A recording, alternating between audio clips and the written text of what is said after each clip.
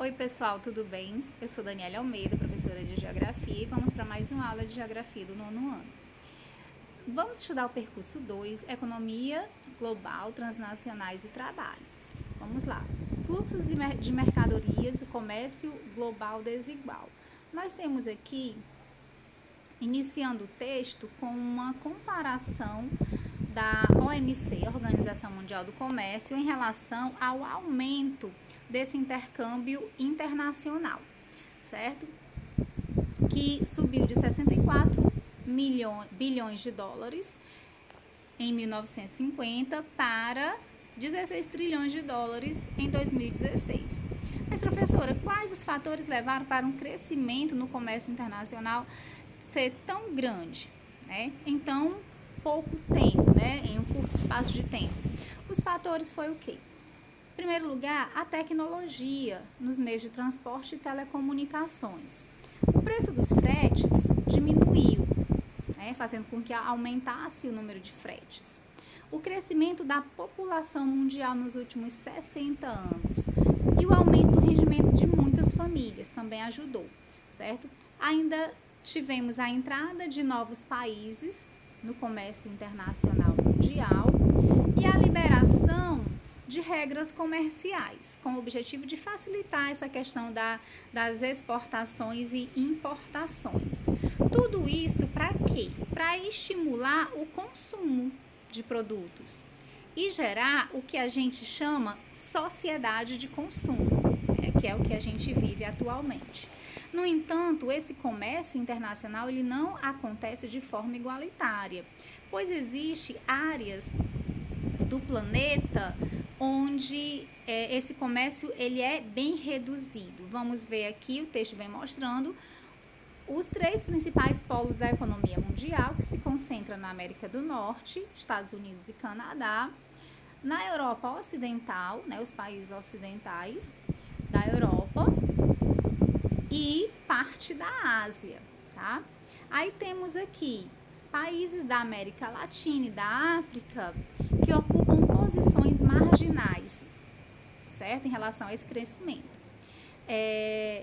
Parte disso explica o quê? É explicado pela maior capacidade de produção e consumo dos países cuja industrialização é mais desenvolvida, tá? Pelo fato desses países criarem barreiras comerciais para dificultar com que o produto desses países subdesenvolvidos cheguem mais baratos por lá. Eles cobram tarifas altas para que o produto possa chegar com preço elevado. E isso fortalece o produto nacional, certo? Vamos lá para as transnacionais. O que são transnacionais? São empresas que têm sua sede em países desenvolvidos, né, na maior parte delas, e várias filiais espalhadas pelo mundo todo. Essas transnacionais se concentram nos países ricos. Olhando esse mapa, a gente pode observar que a maior parte delas estão, vamos aqui, não é? Na América do Norte, na Europa, certo? E nesse trecho da Ásia, tá? Mas podemos encontrar também, ó, América Latina,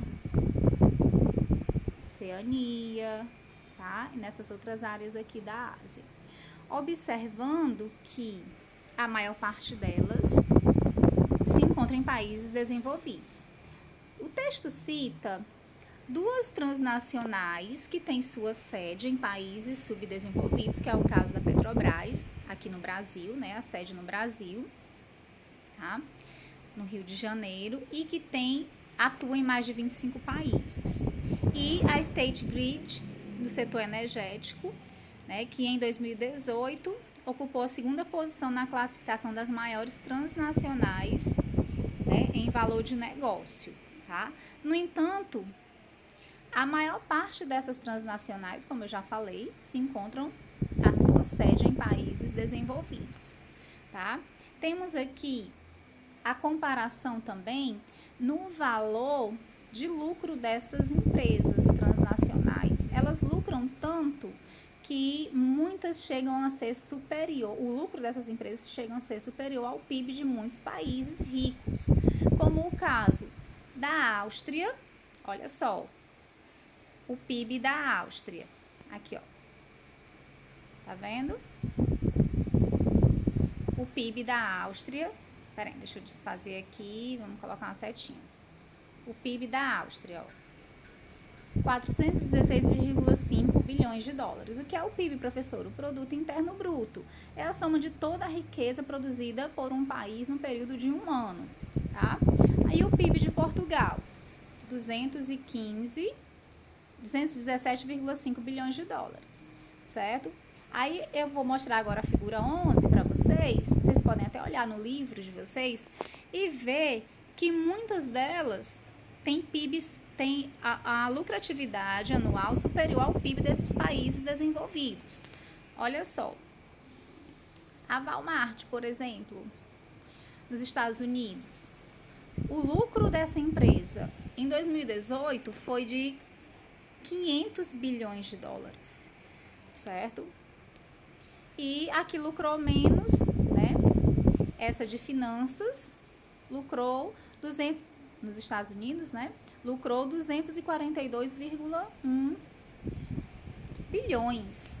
Dá para perceber, né? Como essas empresas, elas são ricas, são importantes e elas exercem influências, né? Nos países que atuam, né? Nos governos dos países que atuam. Tá? Vamos aqui. Vamos ver, né? O que leva, o que atrai essas transnacionais, né? Principalmente para países pobres? Uma gama de atrativos. Olha só, deixa eu marcar aqui para vocês verem, ó. As vantagens: matéria-prima em abundância, mão de obra barata, mercado consumidor, certo? Para que possa expandir os negócios, leis e fiscalização brandas, né? A questão da parte ambiental, muitas vezes até ausente, tá? Então, são oportunidades que são atrativas. A isenção de impostos, né, por um longo período de tempo, tudo isso aumenta a lucratividade dessas empresas, tá? E, como diz o texto, né, que nesse cenário elas são responsáveis por uma nova forma de produção, a chamada fábrica global. O que isso quer dizer, essa fábrica global? O objetivo é o quê? É aumentar o lucro das empresas, tá? Então, essas indústrias, elas descentralizam a produção. O que isso significa? Que parte de um produto pode ser produzida em um país, a outra parte em outro país. Aí eles levam tudo para um terceiro país para fazer a montagem. Isso tudo barateando o custo, já que nos países subdesenvolvidos eles gastam menos, tem matéria-prima em abundância e mais barato, a própria mão de obra, o salário é mais baixo, então tudo isso gera lucros no produto final, tá? Isso gera a competitividade do mercado, certo? E dentro dessa cadeia produtiva, a empresa vai lucrar bastante, porque vai valer a pena. Isso tudo por conta também, né, das tecnologias, tá certo? Nos meios de comunicação, nos meios de transportes. Continuando aqui. Vamos lá. Deixa eu diminuir. Vamos, pronto, já falei, né, toda essa parte. Então, vai descentralizar, né, essa produção, certo? E o mercado de trabalho? Nós temos uma...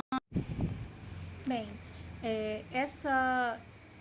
esse aumento nesses fluxos comerciais vão gerar também uma forte concorrência, né, que é característica desse período, certo? Que vai fazer com que a produção e a comercialização desses produtos passem por estratégias com o objetivo de aumentar essa produtividade. E isso vai fazer com que o trabalhador seja mais especializado, se capacite mais e, consequentemente, vai surgindo novas profissões e outras deixando de existir, porque nem todas as pessoas conseguem acompanhar esse ritmo de inovação, né? E acaba gerando desemprego, né? Esse trabalho flexível, né, que surge, nem todos conseguem se adequar nessa nova realidade, certo? Vamos aqui. Essa foto mostra um trabalhador em 2018 nos Estados Unidos, na hora do expediente, ele está em serviço online, né? Ele está tendo uma qualidade, né, no seu trabalho. Ele está se distraindo para que possa realizar o seu trabalho com uma maior qualidade. No entanto, nem todos têm passam por essa experiência positiva, certo? No trabalho online, né? Que é algo bem recente nas nossas vidas, né? Que a gente nunca imaginou passar de estarmos aqui, né? Nesse trabalho remoto, nesse estudo remoto, certo? Quem dera tivesse a qualidade, né, desse serviço aí, desse tempo de descanso e lazer, no caso para a professora aqui. Mas vamos lá, continuando. O aumento do desemprego na economia global, certo? Então, as tecnologias, as inovações geraram, de certa forma, desemprego. É o que a gente chama de desemprego tecnológico ou estrutural, certo? Derivado realmente da substituição da mão de obra pela máquina, né? Pela mecanização. O objetivo disso tudo é aumentar mesmo o lucro da empresa e cortar como é que eu posso dizer? Cortar os custos, certo? Para aumentar a lucratividade. A gente chama de desemprego estrutural, né? Que é o desemprego causado pela tecnologia, tá?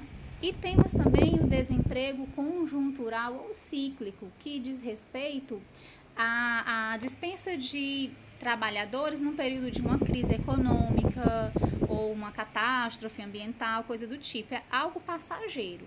Quando passa, né, aquela dificuldade, a empresa volta a recontratar, tá certo? Então, tem esses dois tipos de desemprego. O estrutural, que é a parte da tecnologia, que substitui a mão de obra humana, e a conjuntural, que é a temporária, né? O desemprego conjuntural, ele é temporário. Temos aqui, nessas duas fotos, mostrando essa questão mesmo do desemprego estrutural.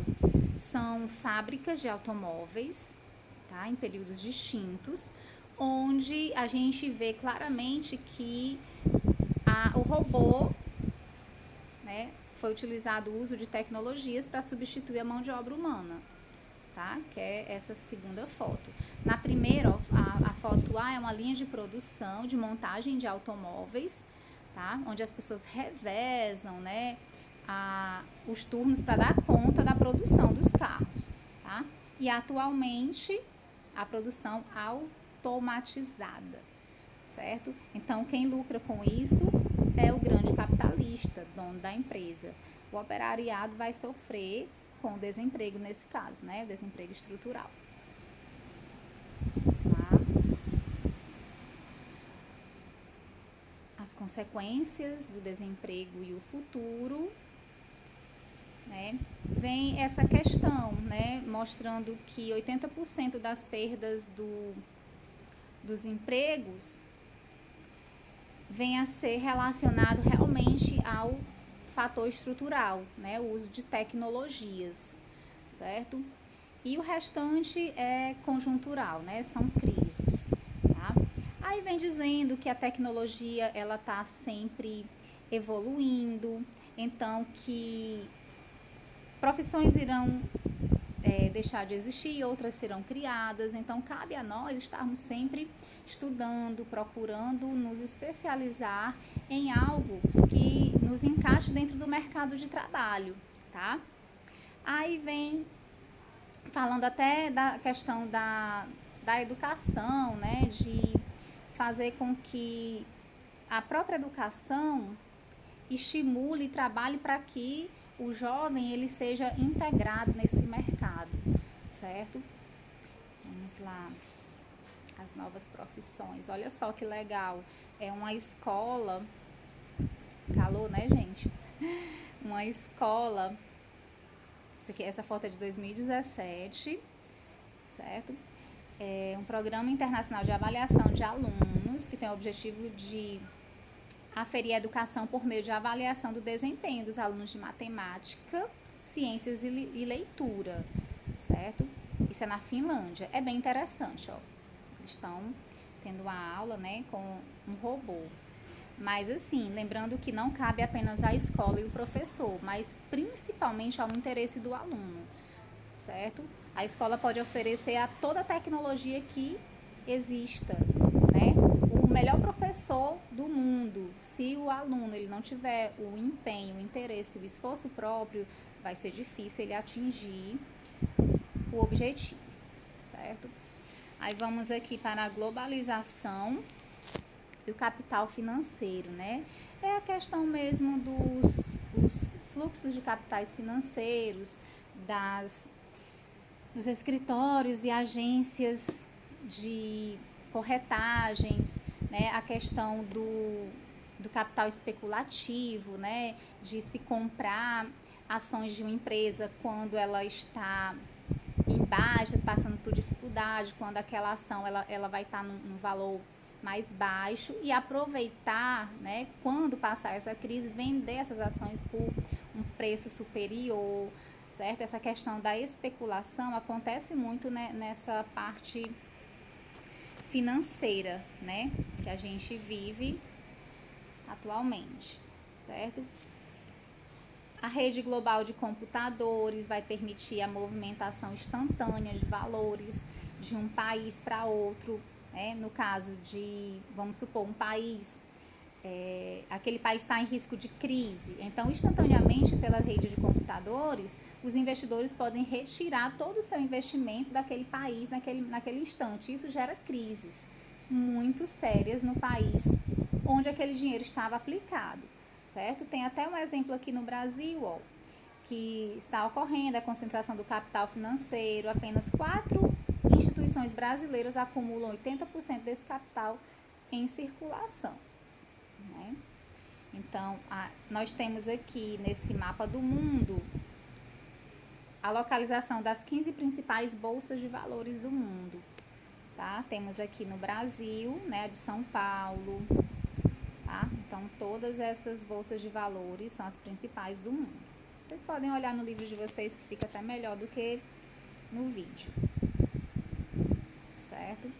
Então, assim, a gente termina a explicação aqui. Eu espero ter ajudado vocês, mas explicação nenhuma vai fazer com que você aprenda se você não tiver a vontade de aprender, tá? Se você não prestar atenção, se você não se esforçar, porque o aprendizado primeiro começa com a sua vontade de aprender, tá certo? Então, fiquem com Deus, façam a atividade proposta no grupo e até a próxima.